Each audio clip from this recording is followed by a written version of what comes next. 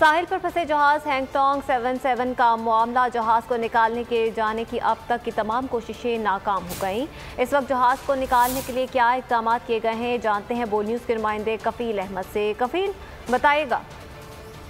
कराची के साहिल पर फंसा हुआ हैंगटोंग 77 ताहाल जो है वो अपनी जगह पर मौजूद है और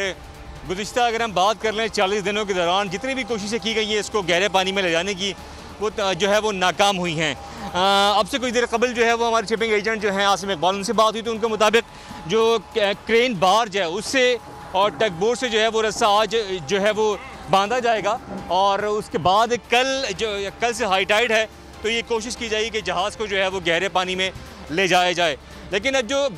गुज़िश्ता जो कोशिशें की गई हैं वो तमाम नाकाम हुई हैं और तकरीबन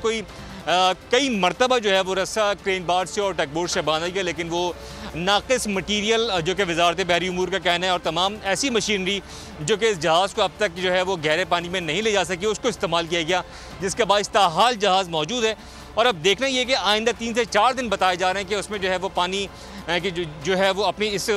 सतह पर होगा कि जहाज़ को निकालने में आसानी हो कि वो कितना मुआविन साबित होता है और ये कोशिशें जो है वो कारगर साबित होती हैं या नहीं, इसका अंदाज़ा आइंदा 2 बखूबी हो। बहुत शुक्रिया कफील अहमद आपका।